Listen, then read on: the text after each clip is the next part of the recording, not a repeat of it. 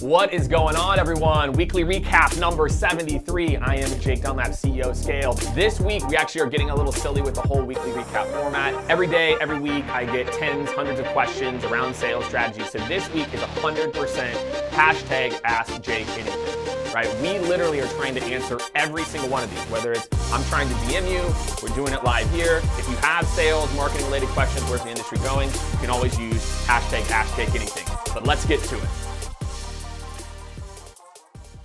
So what we've done is we've tried to break this into a few different sections around hiring, strategy, a whole bunch of different stuff. So the first section we're gonna call sales strategy. My man, Chris Walker, what's up? Why do you think people aren't prepping? This is in response to posts about prepping for meetings. I think it is a hubris that many people, once they've ran like 10, 20 sales meetings, they're like, yeah, I know.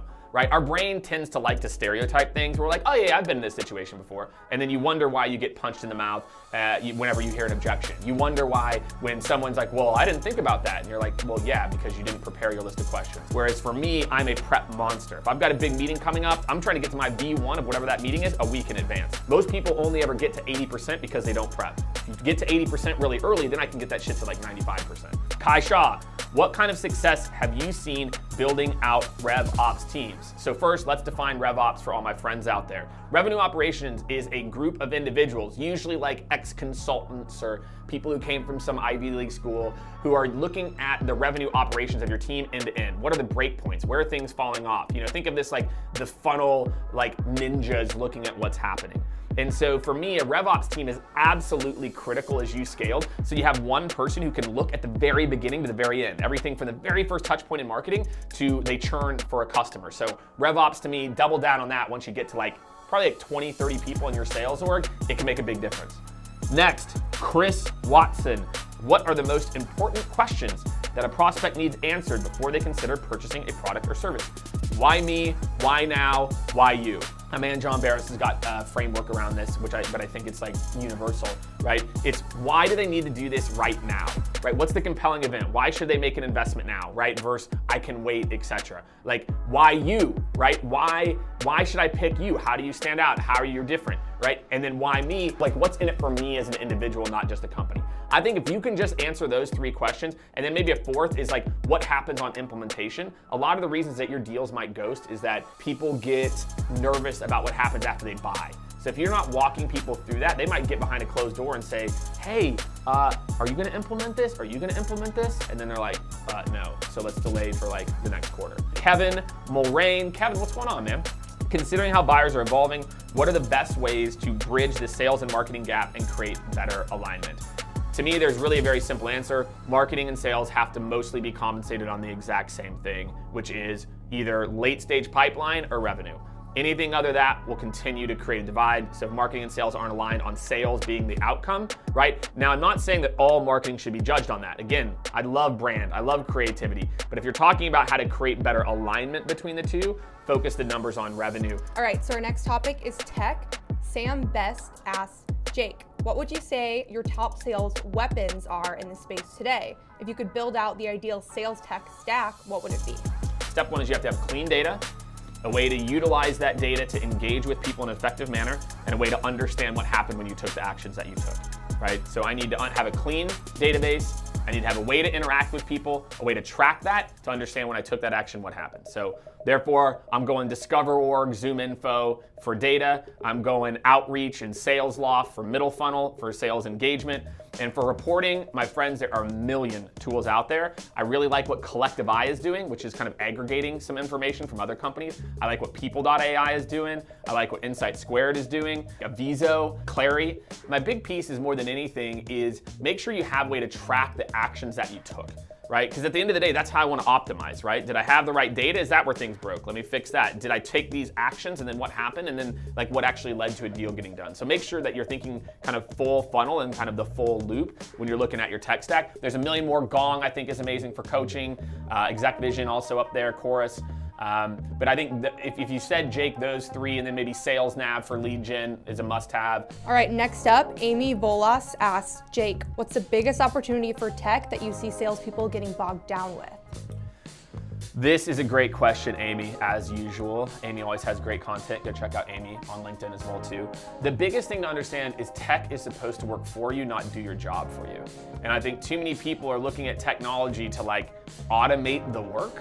And technology is going to automate like the follow-up and the remembering and things like that, but you still have to push your creativity into the technology. You have to think, you have to look at like, why am I doing it this way? Like, did it work? Did it not work? Etc. And so to me, the biggest opportunity for tech is all these tools to me, and we're only going to have more tools. You have to understand that they have a role, and their role is not to do the job for you. Send all is not an option. The same way if you're automating follow-up with someone after you've ran a meeting, that's not the option. They're placeholders. All right, our next topic is sales tactics. Max Hard asks, what are the fundamental differences and/or things to be aware of in selling a piece of software versus service? To keep it simple, if you're selling into the same account, what things do you need to do differently to close the deal? So example, Jake is selling accounting software to company X, while Max is selling consulting services to company X. I think this is a great question. Candidly, Max, the solutions aren't that different, meaning no matter what, there has to be a compelling reason to move forward. There has to be something that's happening in the business for someone to want to move forward. That's universal, right? That person as an individual has to feel like you understand their challenge and that you've got a plan to help them to actually go live and actually take care of like their implementation to make sure that they are successful once they actually do go live, whether it's consulting or services. So the only issue with a services company is you have to service it with people. And so usually it's actually, I don't think there's actually that much difference on the front end of the funnel. To me, it's more about how you handle fulfillment that's more different than anything. A good sales process is a good sales process and has a lot of those key elements about a good discovery, pivoting how you think about the world, making sure you're driving momentum. All of that is the exact same. How do you put urgency when following up with prospects via text? I love that question. Text is the easiest thing to ignore. We're so used to hitting archive, right?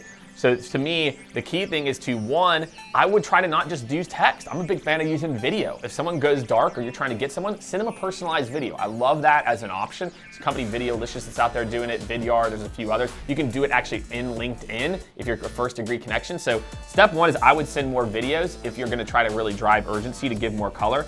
If not, the key is, again, it goes back to the basics. If you don't have a compelling event to tie it back to and a way to remind them of why it's important now, you're gonna be struggling. Hey, Courtney, you said that this needs to be done by then for us to then do this. What's changed?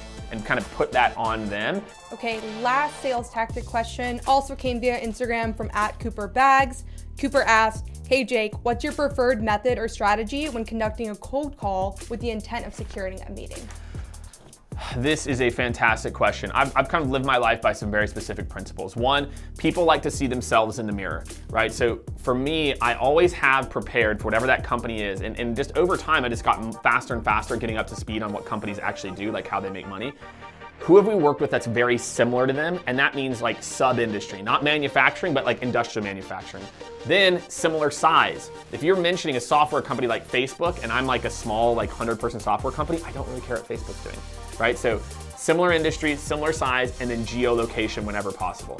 So I work with other industrial manufacturing organizations in the Pacific Northwest in blah, blah, blah, like about your size to help with this problem that I know that job has. If I have those four things, their sub-industry, similar employee size, location, and pain points within the job I'm calling into, that's all I need. Right? So again, I know this, look, you're not those people, but I know this about your space. We should set up time to meet. I know your problems, we should meet. So that is my go-to top four. Amy, quick.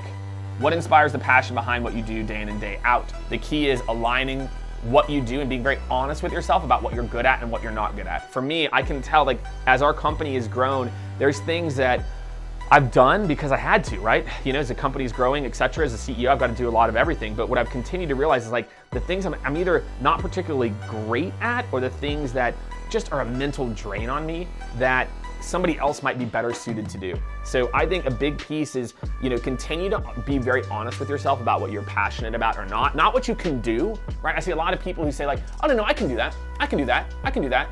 And then they wonder why they're burnt out or they wonder why, they're not as successful. All right, my friends, this was a good, meaty weekly recap number 73. We do this every week, so make sure you tag your questions, #AskJakeAnything. I love the questions. And again, what I'd love to hear from you in the comments, which question or which answer stood out to you most? What was the biggest takeaway that you had from this? And share it with your friends. Weekly recap number 73, I'm out.